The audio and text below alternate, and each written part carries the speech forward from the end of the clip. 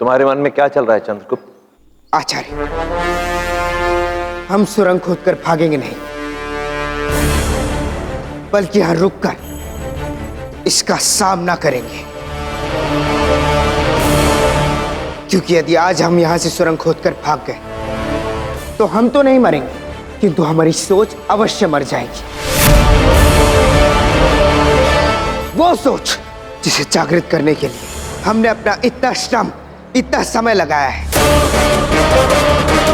आज उसी सोच का अंत करने ये धनानंद मगध वासियों को यहां लेकर आया है।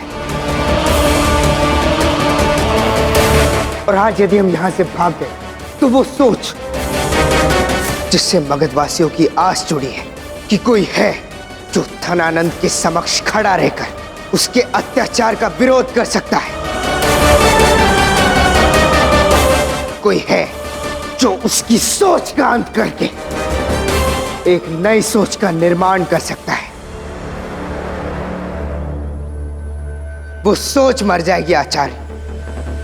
यदि आज हम नहीं लड़े तो जो देशभक्ति की भावना और मातृभूमि के प्रति प्रेम हमने इनके मन में जगाया था, वो चिंगारी बुझ जाएगी आचार्य।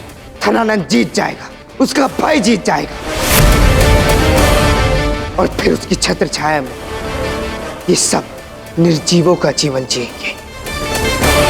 हमारा सारा परिश्रम और कर्म व्यर्थ हो जाएगा आचार्य, और मैं ऐसा होने नहीं दूंगा।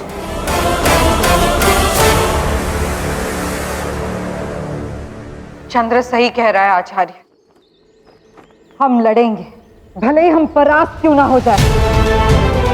और हमारी ये सोच और आज हमारी वीर गति आने वाली अनेक पीढ़ियों के मन में सदा सदा के लिए जीवित रहेगी।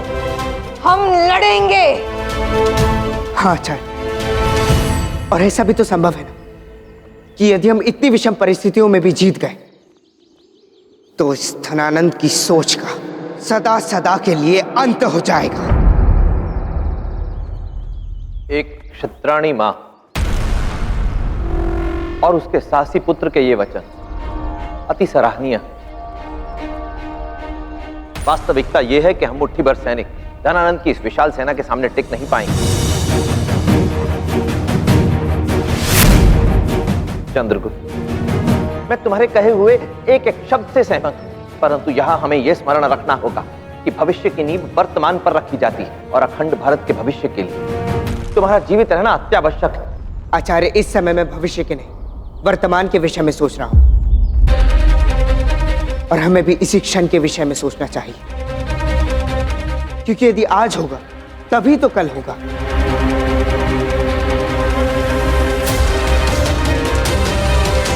इसलिए मैं धनानंद और उसकी सेना का सामना करने के लिए सज्ज हूं। मुझे कोई अंतर नहीं पड़ता कि बाहर कितने भी सैनिक हैं, क्योंकि मुझे विश्वास है कि हमारे प्रत्येक सैनिक के पास 100 सैनिकों के जितना सामर्थ्य है। हम उन्हें पूर्णतः चुनौती देने के लिए सज्ज हैं। आचार्य, आप ही ने मुझे एक दास से एक योद्धा बनाया है, और एक योद्धा कभी भी युद्ध भूमि से नहीं भाग सकता।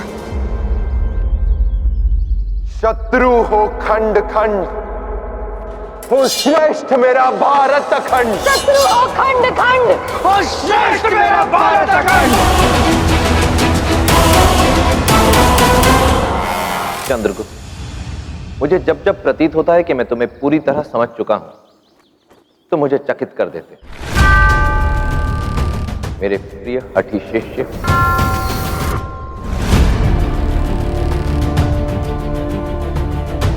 अर्थात आप हमारे साथ हैं आचार्य? तुमने और कोई विकल्प छोड़ा है?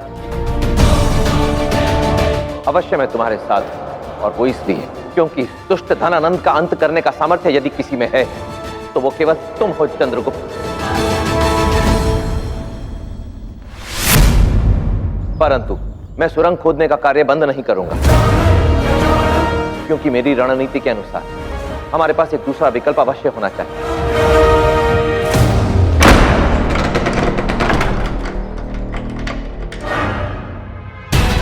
अब उस धनानंद को हमारा सामर्थ्य दिखाने का समय आ गया है। चलो।